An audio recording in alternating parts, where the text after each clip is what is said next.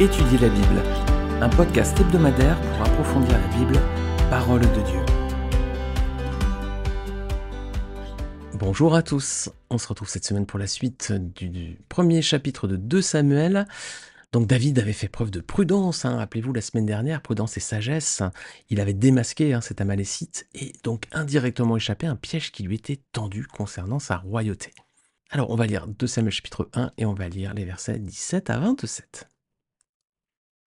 Voici la complainte que David composa sur Saül et sur son fils Jonathan.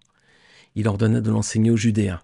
C'est la complainte de l'arc qui figure dans le livre du juste.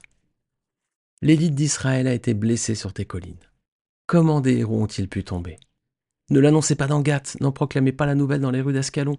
Sinon les filles des Philistins se réjouiraient, les filles des incirconcis triompheraient. Mon Gilboa, qu'il n'y ait sur vous ni rosée ni pluie, ni champ permettant de faire des offrandes. En effet, c'est là qu'était jeté le bouclier des héros, le bouclier de Saül. Plus jamais on ne le graissera avec de l'huile. Devant le sang des blessés, devant la graisse des plus vaillants, l'arc de Jonathan n'a jamais reculé. Et l'épée de Saül ne retournait pas à vide. Saül et Jonathan, aimés et chéris pendant leur vie, n'ont pas été séparés dans la mort. Ils étaient plus légers que les aigles, ils étaient plus forts que les lions. Filles d'Israël, pleurez sur Saül. Il vous habillait d'un cramoisi magnifique. Il mettait des ornements d'or sur vos habits. Comment des héros ont-ils pu tomber au milieu du combat? Comment Jonathan a-t-il pu être blessé sur tes collines? Je suis dans la douleur à cause de toi, Jonathan, mon frère. Tu faisais tout mon plaisir. Ton amour pour moi était merveilleux, supérieur à l'amour des femmes. Comment des héros ont-ils pu tomber? Comment leurs armes ont-elles pu être détruites? Alors ici, on a un très beau chant, une complainte, voilà justement qu'on va décrypter. Alors voilà, je vous parlais en introduction d'un piège. C'est quoi ce piège? Eh bien, cet Amalécite qu'on avait vu à l'épisode précédent a remis à David le diadème et le bracelet qu'il avait pris sur Saül, sur la dépouille de Saül, donc qui étaient les signes de la royauté. Eh bien, si David l'avait accepté, il serait tombé dans un piège. Pourquoi? Parce que David avait reçu l'onction royale de la part de Dieu, directement. 1 Samuel, verset 16. Donc s'il avait accepté la couronne que lui remettait l'Amalécite, en quelque sorte, il recevait la royauté définitivement de la main d'un étranger, d'un ennemi du peuple de Dieu. Alors ça aurait été un piège qui lui était tendu finalement. Ça aurait peut-être même été une faute que Dieu lui aurait reprochée. Alors c'est pas le premier personnage qui s'est retrouvé dans cette situation dans la Bible, David. Rappelez-vous, quand on avait étudié le livre de la Genèse, on avait vu un épisode dans Genèse 14 où Abraham n'avait pas non plus accepté la proposition d'un roi, c'était le roi de Sodome, quand il avait délivré Lot et qu'il était revenu victorieux de cette campagne. Regardez avec moi Genèse 14, versets 17 à 23. Lorsqu'Abraham revint de sa victoire sur Kédar-Laomer et sur les rois qui étaient ses alliés, le roi de Sodome sortit à sa rencontre dans la vallée de Chavé, c'est-à-dire la vallée du roi. Melchisédek, roi de Salem, fit apporter du pain et du vin. Il était prêtre du Dieu Très-Haut. Il bénit Abraham en disant qu'Abraham soit béni par le Dieu Très-Haut, le maître du ciel et de la terre. Béni soit le Dieu Très-Haut qui a livré tes ennemis entre tes mains. Abraham lui donna la dîme de tout. Le roi de Sodome dit à Abraham: Donne-moi les personnes et prends pour toi les richesses.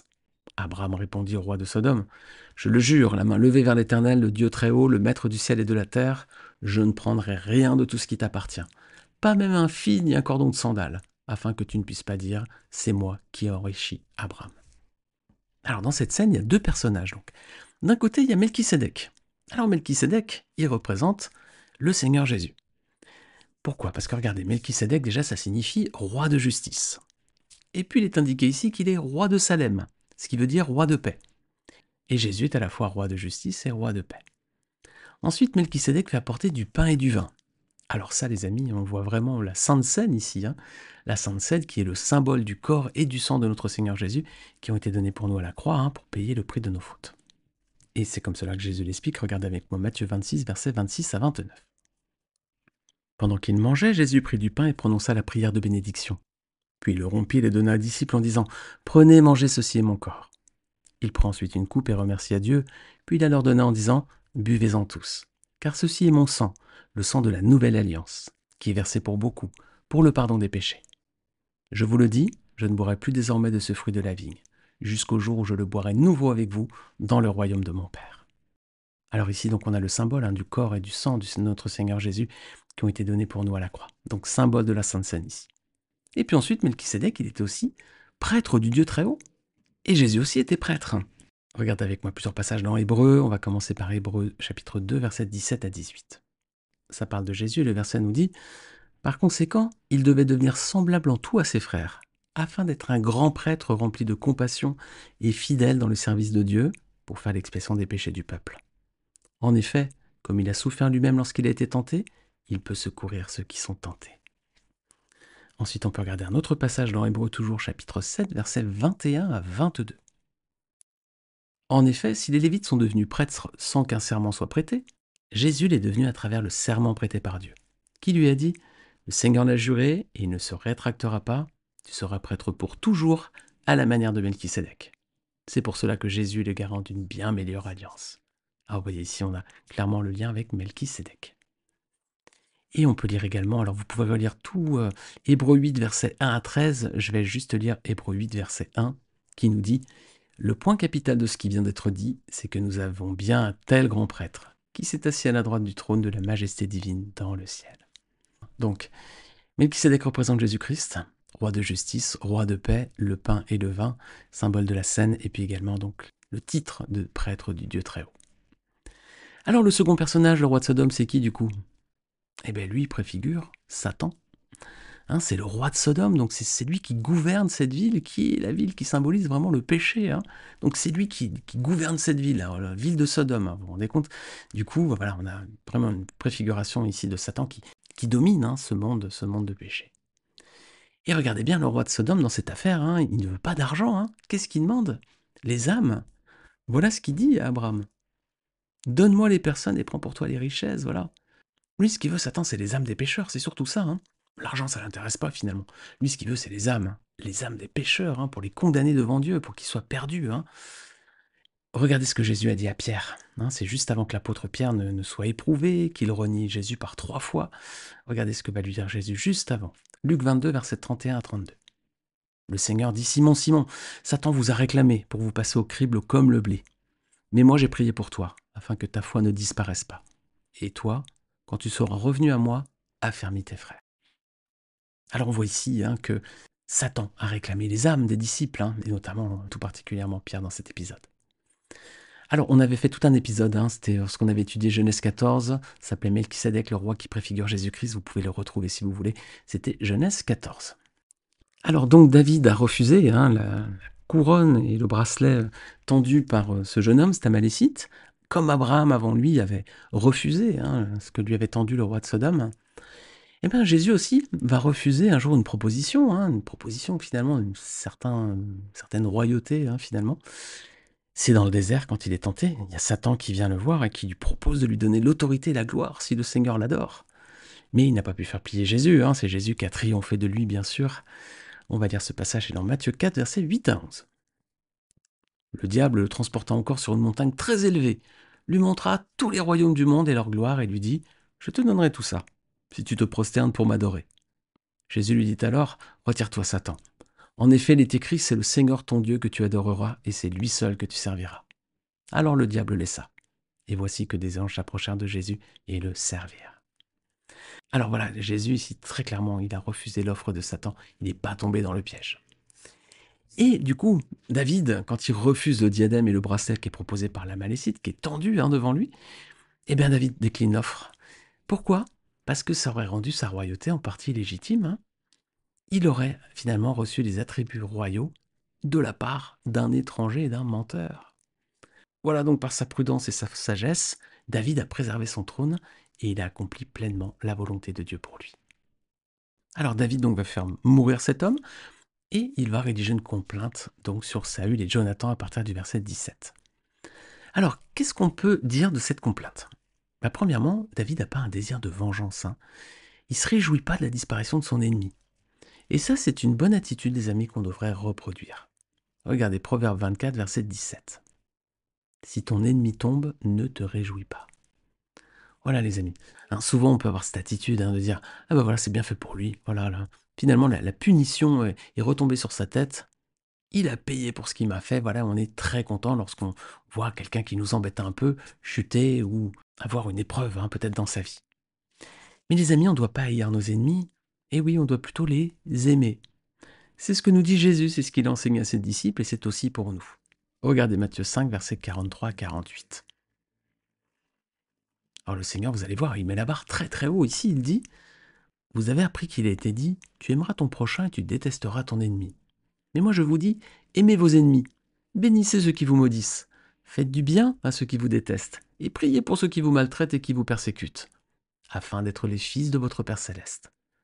En effet, il fait lever son soleil sur les méchants et sur les bons, et il fait pleuvoir sur les justes et sur les injustes.